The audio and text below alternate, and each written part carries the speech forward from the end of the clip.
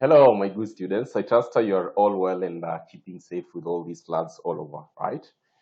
So today's session, I want to talk about two things. Number one, I want to talk about business data analytics. And on business data analytics, we'll be handling a question which was tested just last sitting. That is last week, actually. This is April 2024, question number 3. This is what we'll be handling. And another thing, maybe I'll also want us to talk about even before we look at this question, you being a lecturer or you being a trainer, right? As student approaches you and he or she is like, Mwalimu, honestly, if I'm going to fail this paper, that one is purely on me. Because the concepts that you guided us are exactly the same concepts that were tested in this exam. So if I'm going to fail, God forbid, are going to come back to your class. If a student mentions this to you and you are a trainer, how will you feel, right? How will you take that comment? These are some of of course, comments that I've been receiving from my students, of course, after the exams. And on this note, I also want to make this very clear and, of course, to clear the air. You'll find that the model paper that we normally tend to share, and of course, this was among the first time that we shared on the public, the model paper, for those who didn't pay for the classes, of course. This was the first time that we shared the model papers to all the students all around. So the paper, the model paper that we normally tend to prepare, it is always purely based on our analysis on what or concept that might be tested. It's not that we normally tend to have these exams before time, which we share with our students. No, what we normally tend to do, we normally tend to analyze the trend.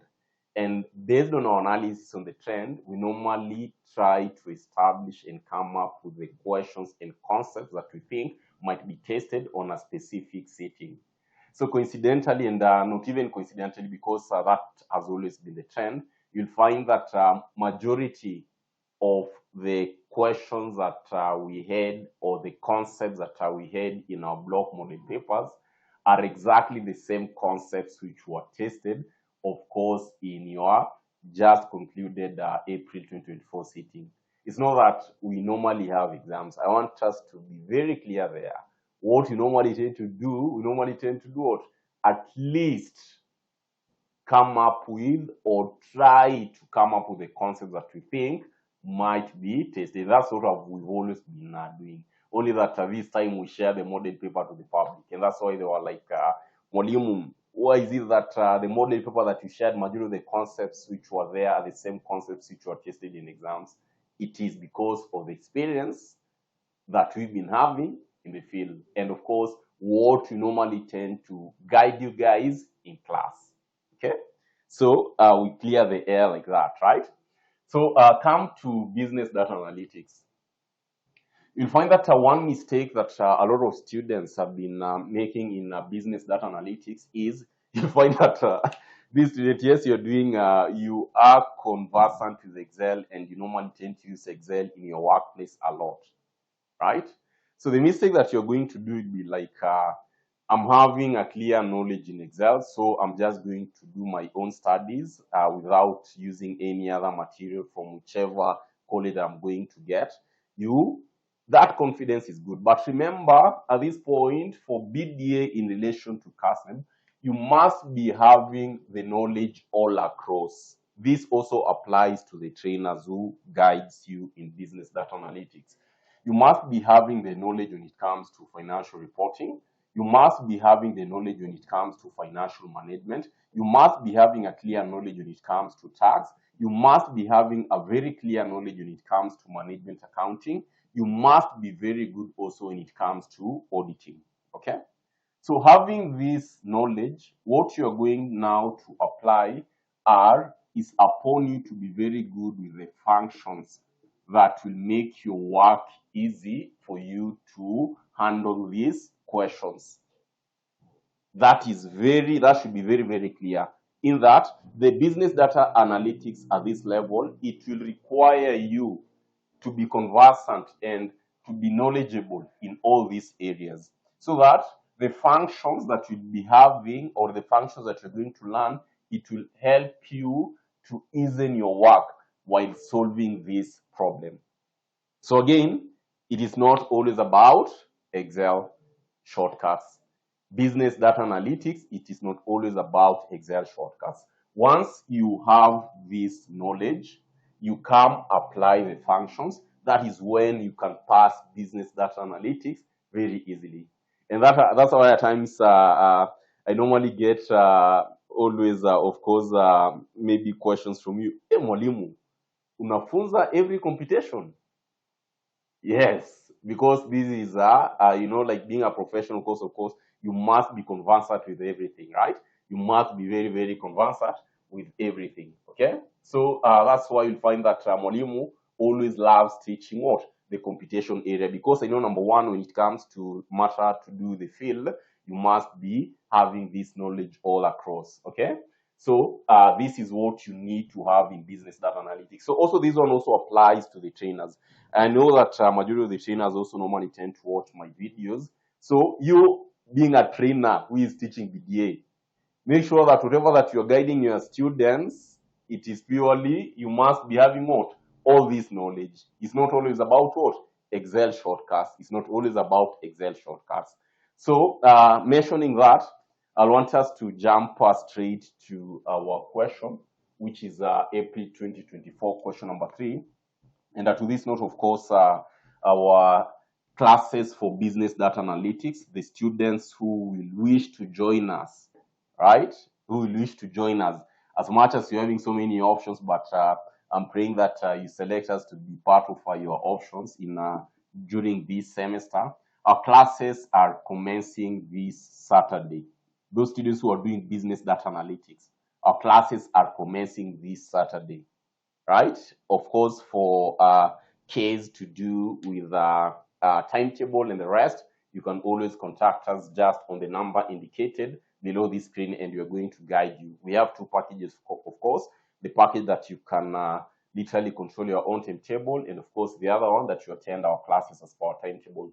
So let us jump to this question. I want us to look at this question here. That is, of course, April 2024 question number 3. Let us jump to this question and see what you are required to do. So looking at whatever that was stated, of course, that is, of course, just last week. For example, this is a theory part. Already we've given you, prepared the answers for this, which you can basically get this document from us. This is April 2024, whereby this was section 1, which entails 20 marks. So we've literally prepared the questions for you guys, plus answers for the theory bit, which number 1, I'm going to attach this document just below this video. You're going to get a link which you can download this document. So remember, we have a whole set of the theory bit since BDA was introduced to date. That is to date, you're meaning up to last sitting, which you can get the whole document from MDarasa. Of course, you can always reach us out on the number indicated below this document. So this is what was tested last, of course, just the concluded paper. You can get the solutions from us. So looking at this bit, our main focus was, of course, to handle question number 23. And question number 23 in our just concluded paper, this is what we have. I'm just sharing with us right now. This is a document, right? The business data analytics, business data analytics, business data analytics practical part. So this was question number 21, of course, all about financial reporting. Question number 22, all about aspects to do with financial management. We have in question number 23, which was all about to do with management accounting. Question number 24, it entails aspect with auditing. Question number 25 was all about taxation. And that's why Mwalimu was saying that at this point, remember, at least you must have been very good with all the concepts, of course, that you learned all through your course. So mentioning that today our focus will be on question number 23. This is what I want us to handle, question number 23, which was allocated 20 marks. So what you're going to do, let me just pull this in our other Excel workbook here, so that you'll find that this question was quite easy and you're given a lot of marks, right? So question number 23. This was a question about management accounting. And remember, amongst our block revisions, of course, we did a concept in relation to break-even point and how to prepare the graph as well. So look at this question number 23. These are what we are told. The Sunrise Limited manufactures office cabinets for both local and export markets. We're told that the following data relates to the cost of production of an office cabinet, where I'm having the selling price per unit, variable cost per unit, and the total fixed cost. So required here, a good examiner wanted us to compute part A in batches of 1,000 units, determine the break-even point in units using a graph, indicate the profit zone and loss zone in your graph. Part B of the question, you are told, the management of Sunrise Limited is evaluating various production and sales levels to determine the profit after tax. Assuming a tax rate of 30%, plot a graph depicting revenue and profit after tax. Okay, there's another area that a good examiner wants us to, of course, prepare. Then part C of the question, you're told that the management of the company is evaluating the effect of selling at various percentages above the break-even point, beginning from 0% and in batches of 5% change point up to 50%. Plot a graph depicting target revenue, target profit after tax, and margin of safety. So you can't handle this question unless you're having a clear knowledge of what break-even point entails. So if I can take you back to what a break-even point entails, of course, remember, we said that anytime you're dealing with a break-even point, anytime we are handling break-even point, the whole idea here, all we normally tend to look at is a level of production where our profit is equal to zero. Level of production where our profit is always equal to zero. At the same time, this level of production, that is to say where my total revenue is equal to total cost. This is what you need to understand when it comes to break-even point, where to determine a break-even point, always, you should always be having this in mind, that will always be talking about our fixed cost divided by our contribution margin. That is important, that you must always tend to understand. Even before we start handling this question, this was key for you to be able to understand. Okay, this is very, very important and very key for you to have to have in mind. So I want us to handle part A of the question, where part A of the question, a good examiner is asking us that we need, of course, to prepare in batches of 1,000 units. We have to determine the break-even point in units using a graph, indicate the profit zone and the loss zone. So at this point, even for us to come up with this graph, of course, it will be important for us to identify what ranges will we be dealing with, right? What ranges will we be dealing with? So immediately, I can come and, of course, select my original data here. I'll just pick my data here. We can work it out in two ways.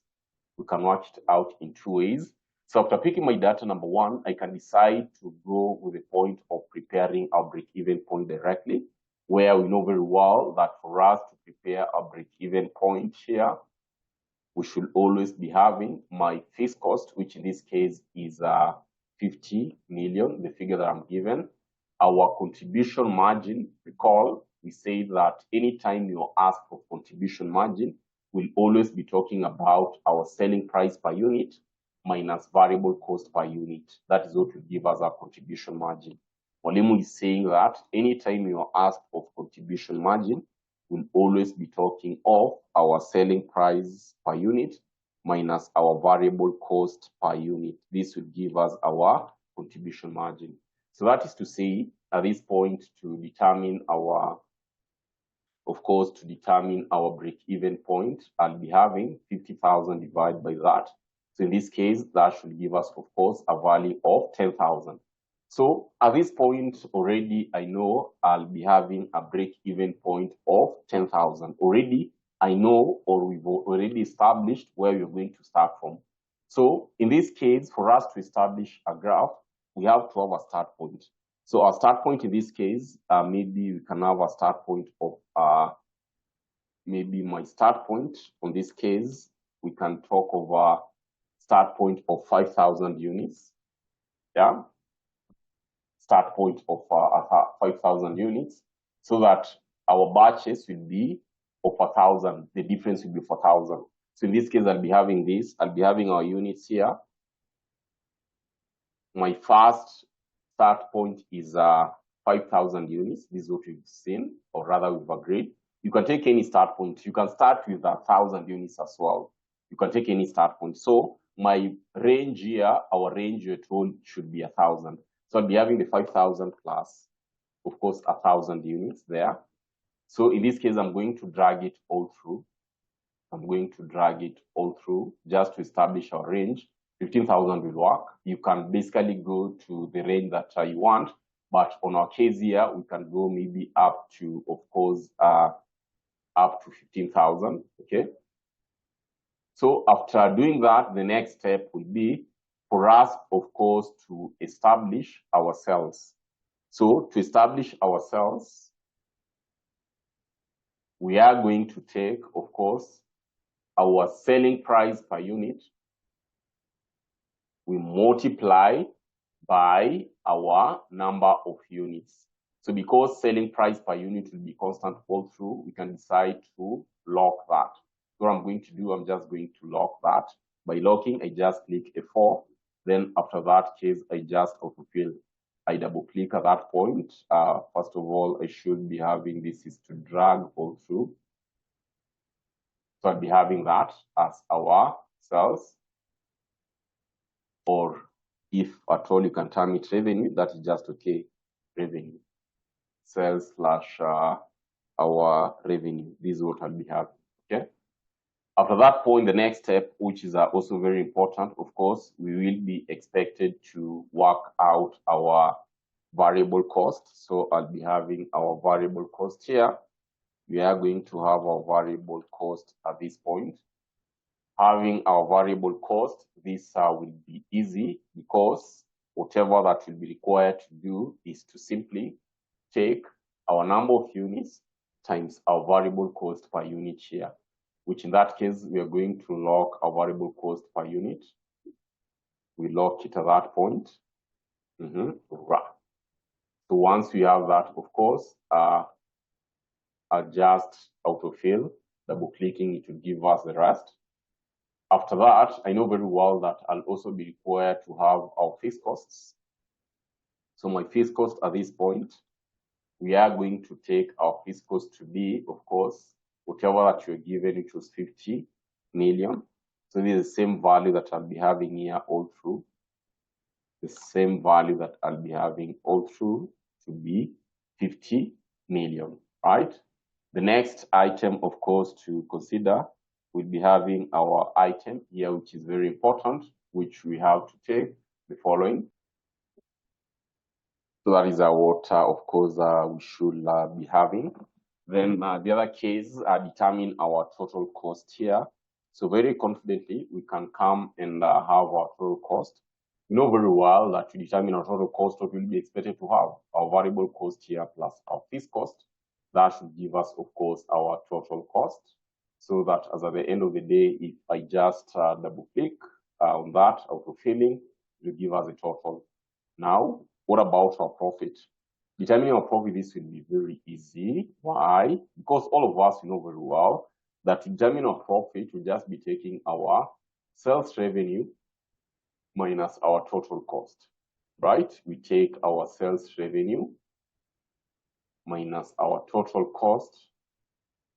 This should give us our profit, that is equal sign my sales revenue less our total cost, to give us our profit at that point. So that is what we should be having as our profit. So refilling, these are now our schedule. Whichever schedule that, of course, we were required to prepare so that we can prepare or we can have our break-even point. So break-even point now, this will be easy. We are going to take the units, of course. We have our sales revenue, of course. We have our fixed cost here, of course. We have our total cost here, of course. And because they also wanted us to prepare our profit, we'll also be having our profit here. So that once we have taken this data, we come to, of course, insert. Inserting at this point, it is important for you to go to the recommended charts. On the recommended charts at this point, of course, we use line. That will be the most appropriate data to use, line chart. So it is the line chart that we are going to pick here. And at this point, of course, we're having various options to select. We're having various options here to select. Because I need very accurate, all you can do, of course, at this point, is select the best. Select the best that you think you can work with, right? Select the best that you think you can work with. So on my end, I think whatever that I can work with appropriate, this should work well. So these are what we should be having as our graph. My break-even chart graph, you see, this is what we should be having here. So that at the end of the day, it is important for you to remember the title. We're having break-even point chart. This is BEP chart. Very important to make sure that, of course, your chart is titled. Then the next item that I need to do, remember we've learned that at break-even point, it is where our profit or our total revenue is equal to our total cost. And if at all we can analyze our menu here, of course, I'm having this to be our sales revenue. This is our sales revenue. Orange color is our fixed cost, and green color is our total cost. So at what point are they meeting? You'll find that the point where they're intersecting, of course, that is the point where they are intersecting, right? This is the point where they are intersecting. I'll just come and add my call out here. See? So at this point, these are where my total revenue is equal to our total revenue is equal to our total cost, because that's the point where they are intersecting. That's the point where they are intersecting. That's the point where they are intersecting. So mentioning that, of course, we can as well come and prepare because these are what you're asked, which we're told in batches of 1,000, determine the break-even point in units using a graph, indicate the profit zone and loss zone. So in units, we can all agree that this is 10,000 units. So break-even point is at 10,000 units, point where my profit is equal to our total cost. So break-even point in units, BEP in units, BEP is equal to 10,000 units based on our chart here. And that is exactly the same thing that you can clearly observe in our chart here, that it is at 10,000 units where my total revenue is equal to our total cost. So showing the profit zone, of course, this is what we can basically do. We can come and, of course, highlight that, talk about change type. In this case, we just want to make sure that at least we are mapping the areas. So I've come to this point whereby this is just formatting our axis, right? So in our axis at this point, because a good examiner wanted us to, number one, determine, we are told, like, you see, as per our question, that indicate the profit zones and loss zone in your graph. So my profit zone, that is, of course, the figure above 0, which is our profit zone. So very confidently, we can just indicate it here and say that, you know what, our profit zone, this is our profit zone here. Yeah, so this is our profit zone. See, this is our profit zone at this point. So we are having our profit zone. So this is our profit zone. Yeah. Whereas if at all we are supposed to determine our loss zone, just duplicate this and indicate our loss zone to be at this point here. See?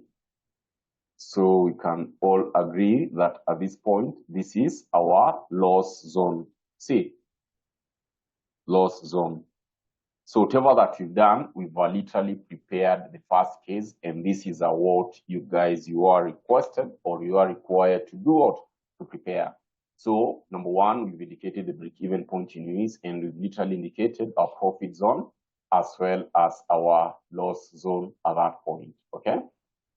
So alternatively, you'll find that there are these students who used the concept of course, the goal seek, where you come and have your profit statement. This is just an alternative where you can have your profit statement. We know very well that our profit will entail, number one, our sales. Number two, it will entail our variable cost.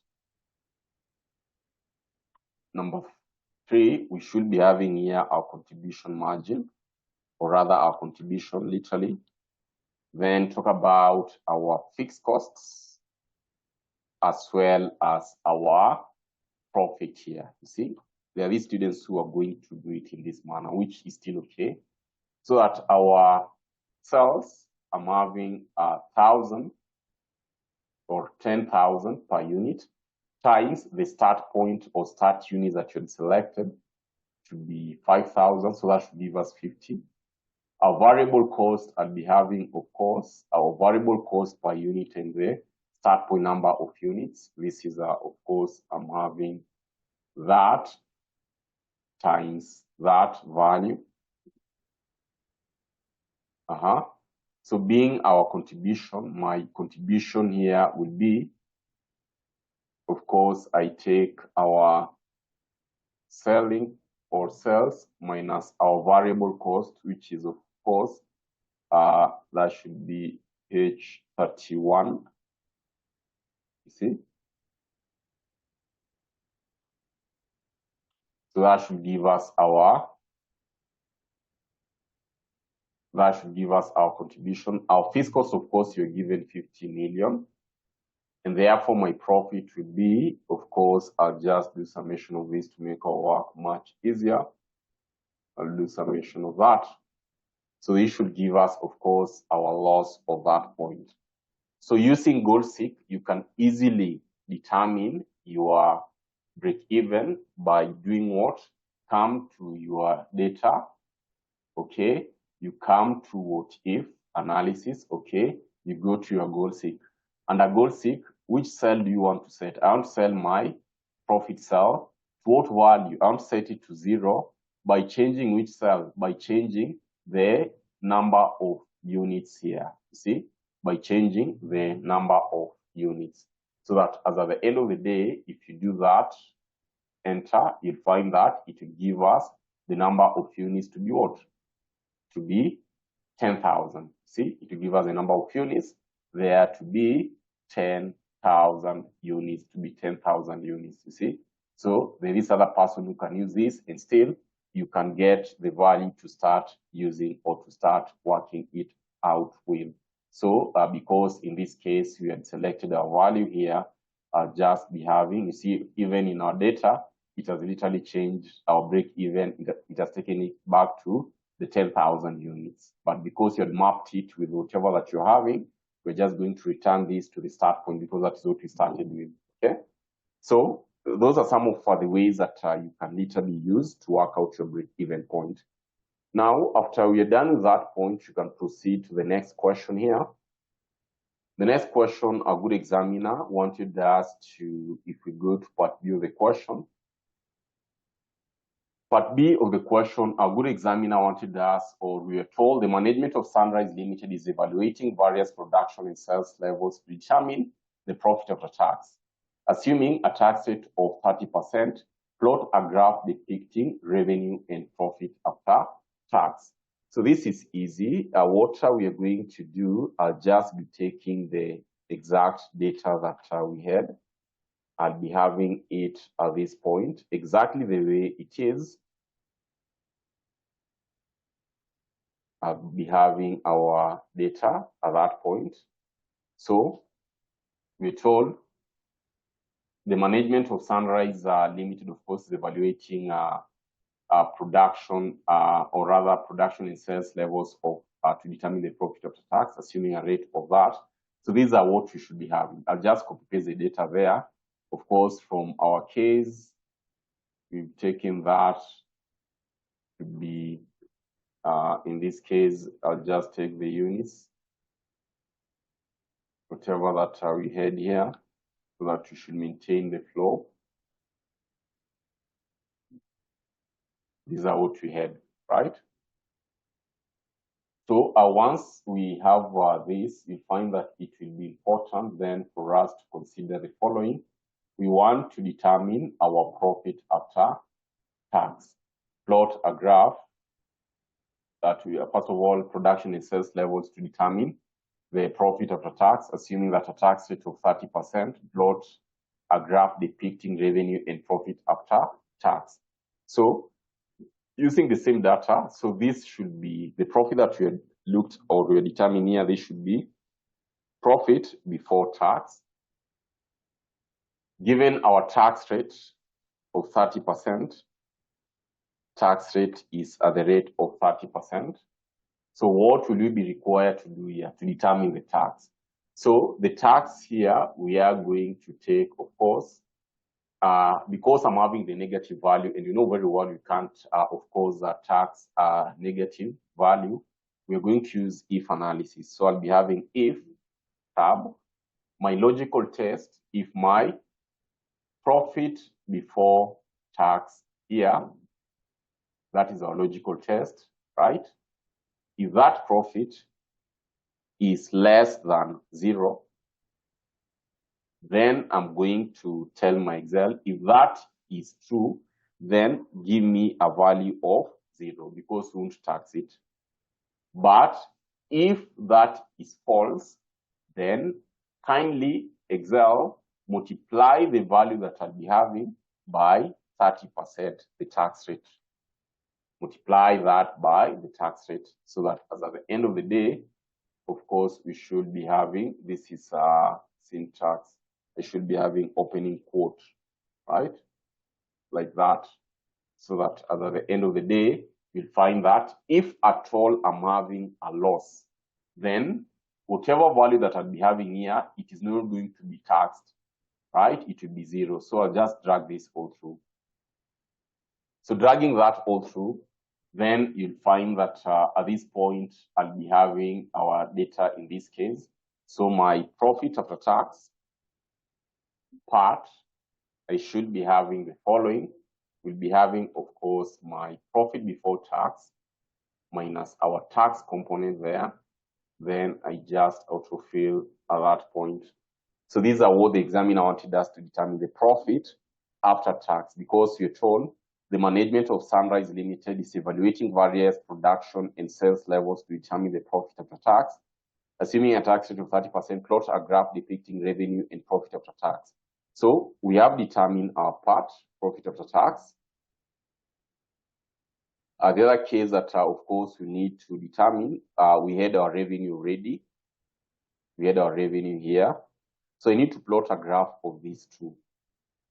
Of course, it will be also important that having that, we can also base it on the level of units. So I'm going to do, we are going to select, of course, the number of units, our revenue here.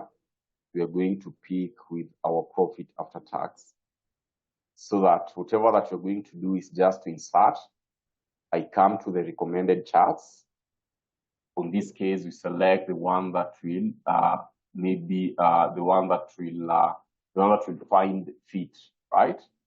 In this case, you select the one that will find that, of course, is going to maybe make your eyes, is going to be pleasing in your eyes. So for me, I'm going to select this one. On this case, I can decide to go with maybe that. So that on this case, I'll be having my graph indicated there. See, as simple as that.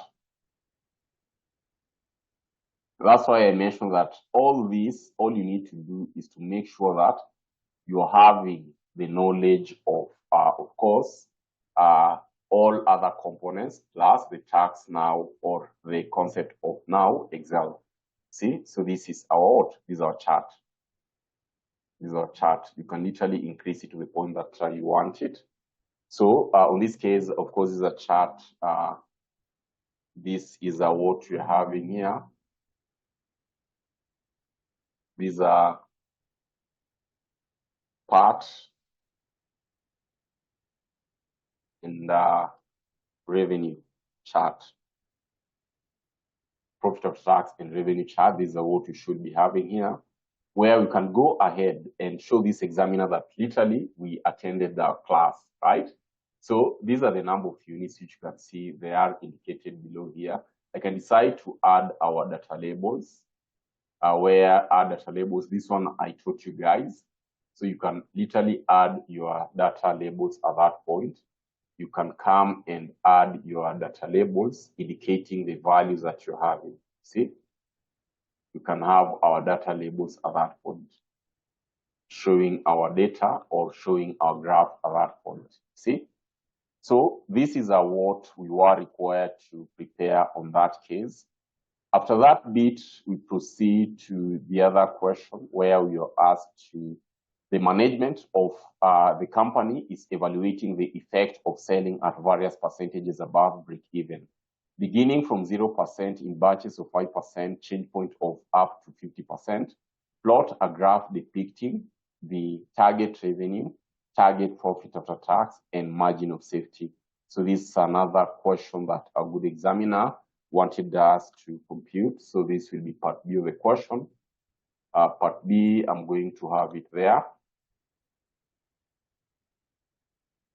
So on that bit, once we have that,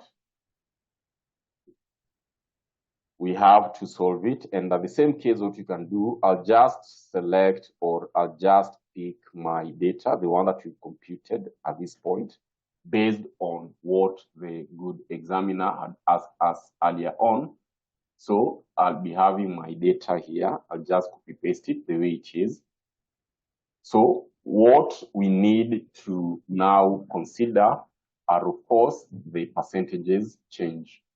So having this here,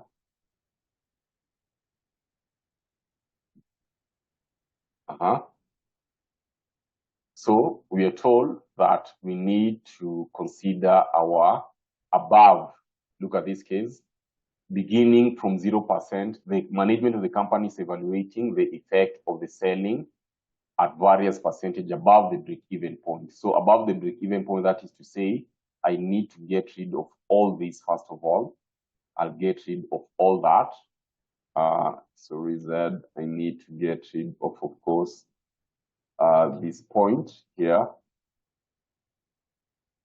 up to the break-even point. So I'll get rid of all this data. So we start with our break-even point, you see? So we need to have the percentages above break-even point.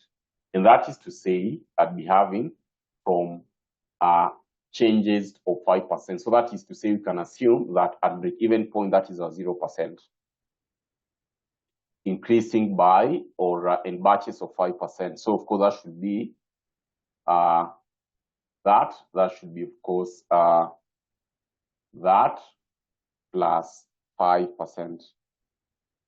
Right?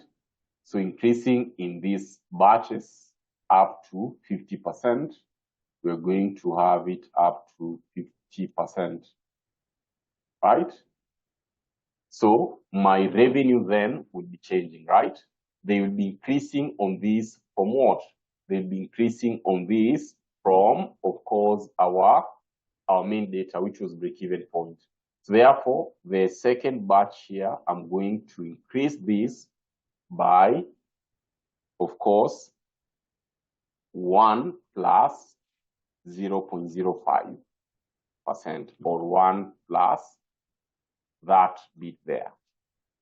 Noting that it is based on the break-even point, therefore, I'm going to highlight and lock our break-even point at that point. so that all these values are based on the break-even point up to 50%. Up to 50%. So once I've done like that, remember the rest will just remain to be the same. All I'll be required to do is to simply, because our formula was copied, I'll just drag it at that point. I'll just drag it at that point, of course, up to 50%. So I don't need this one here. So you see, these are what I'll be having. These are what, of course, we should be having.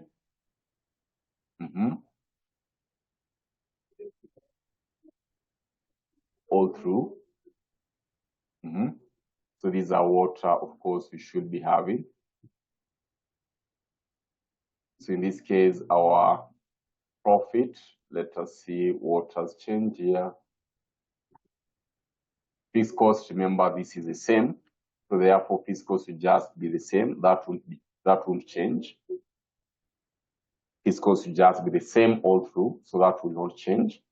So that as at the end of the day, these are what we should be having, right? Then we were required also to work with our margin of safety. So our margin of safety, this will be easy. My MOS. Remember, the whole idea of margin of safety is always about what? The range. It's always about range. It's always about range. It's always about range. It's always about our range. So our range, margin of safety, we compare the break-even point range, or rather our sales, minus our break-even point. You see?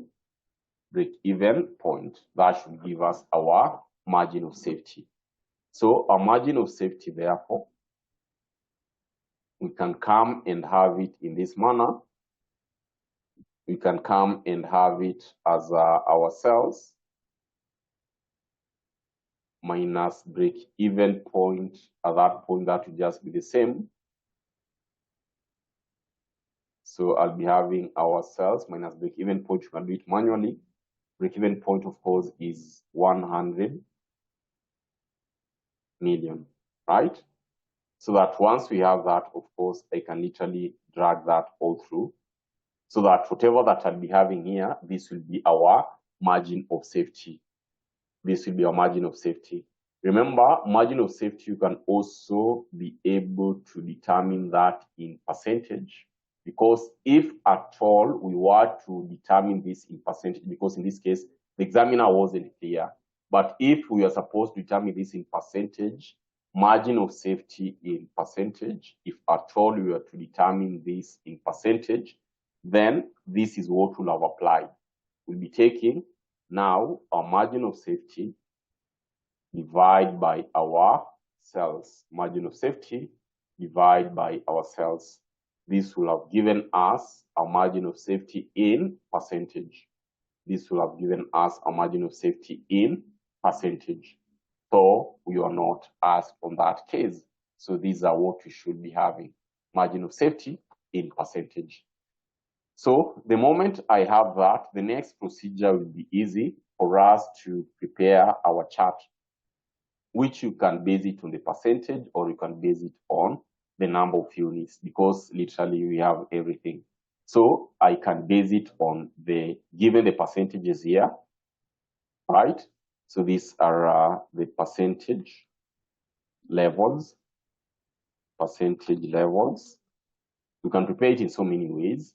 So given my percentage levels up to 50%,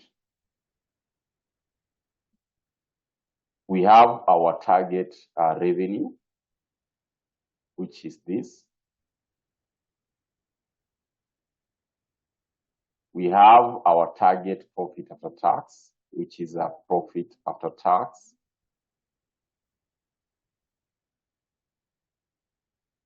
We have our margin of safety, which you can either take percentage or we can basically deal with this. See, all you need to do is to come to insert, then you can come to the recommended chart. It is upon you to select which chart do you want. It is upon you to select which chart basically will kind of maybe the chart that of course will please your eyes, right? In this case, you can decide to select, of course, which chart, percentage sales level, panel, column. You can decide to go with this, or that chart, for example. You see? So these are a chart, right? You can decide to come up with this chart, which will clearly depict everything here. Which will clearly depict everything that we are required to determine. And we have our menu at that point. You see, we have our menu at that point. So that at this point, on this case, of course, I can add you can format our series. I taught you guys this, maybe to reduce the gap width. And on that case, we can have it in this manner. See, we can have it in this manner. So what you can do, you can decide that, you know what, maybe I'll want to increase or to add our labels, add our data labels on each and every item. If at all you can decide that, but that one will make it to be very crowded, unless we decide to increase this all through. See? But that one, of course, these are call out. So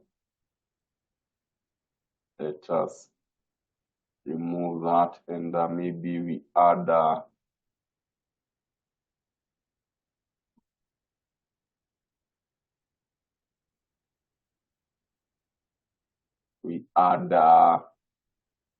labels, right? So you can decide to add, of course, our labels in each and every item, just to make sure that at least we've captured everything. Where our menu is telling us that I'm having our sales, we're having profit after tax, we're having margin of safety. See? And these are what you're required, of course, to do. We can name this chart, of course, that is a break-even chart. You can name this chart to be, so we have all of this here. So these are MOS, part, and of course, revenue. See? So these are what you can have here. So that is what you're required to do in this question. You see how the concept is easy, and you'll find that it will be very easy as that if at all you've mastered and you've attended our classes, right? So at this point, I'm inviting anyone who is doing business data analytics. Of course, you can always reach us out, and we'll guide you on how to go about the same. The same case, I'm also going to attach this question. You can literally download it from the link that I'll be having just below this video. So at that point, guys, thank you so much. I believe that I'm going to meet you guys in our class. We are starting our classes on Saturday. For those who are doing business data analytics, we are starting on Saturday.